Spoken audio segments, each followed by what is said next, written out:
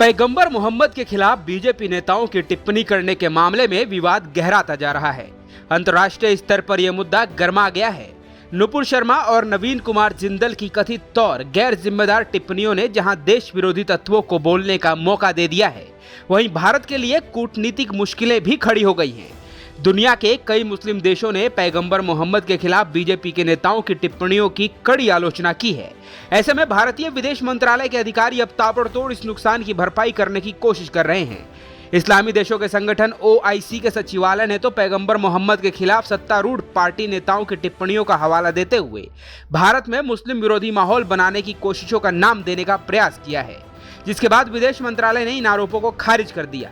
OIC की ओर से आपत्ति जताने के बाद मंत्रालय ने कहा कि भारत सरकार OIC सचिवालय की अनुचित और संकीर्ण सोच वाली टिप्पणियों को स्पष्ट रूप से खारिज करती है। विदेश मंत्रालय MEA ने साफ करते हुए कहा था कि बीजेपी नेताओं की टिप्पणियां किसी भी रूप में भारत सरकार के विचारों को नहीं दर्शाती हैं। हम आपको इस वीडियो में बताएंगे कि पैगंबर मोहम्मद विवाद में अब तक क्या क्या हुआ है। सबसे पहला समझिए, बीजेपी से सस्पेंड नुपुर शर्मा के खिलाफ जल्द ही कानूनी कार्रवाई की जा सकती है। मुंबई पुलिस जल्द ही उनसे पूछताछ के लिए उन्हें समन भेज सकती है।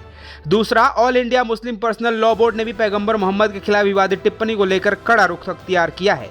बोर्ड की ओर से एक चिट्ठी जारी की गई है, जिसमें मोहम्मद पर अपमानजनक और अशोभनीय टिप्पणी करने वाले बीजेपी नेताओं को पार्टी से सिर्फ निलंबित करने ही नहीं, बल्कि उनके खिलाफ कानूनी कार्रवाई करते हुए कड़ी सजा की मांग की है।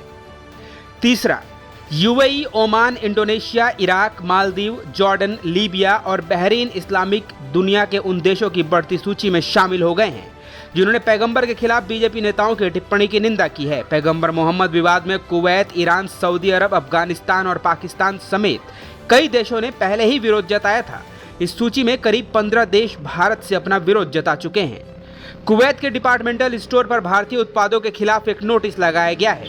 इस नोटिस का एक कथित वीडियो सोशल मीडिया पर वायरल हो रहा है। वहीं एक दूसरे वीडियो में भारतीय उत्पादों को स्टोर से हटाया जा रहा है।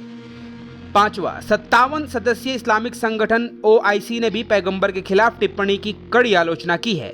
OIC के सचिवालय ने पैगंबर के खिलाफ बीजेपी नेताओं की टिप्पणियों का हवाला देते हुए भारत में मुस्लिम विरोधी माहौल बनाने की कोशिशों का नाम देने का प्रयास किया है।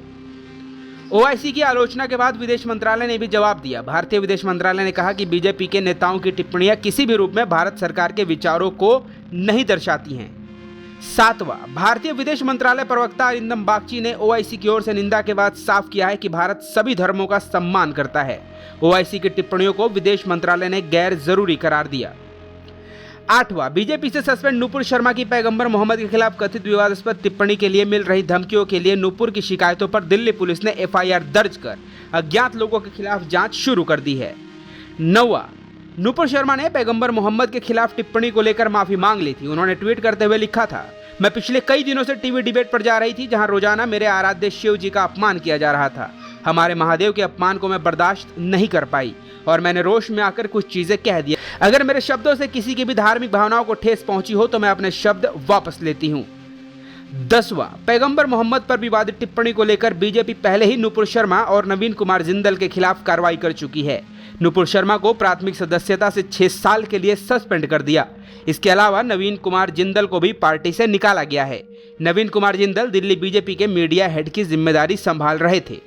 कुल मिलाकर सरकार ने अपना रुख साफ कर दिया है। Bureau report, the nation express.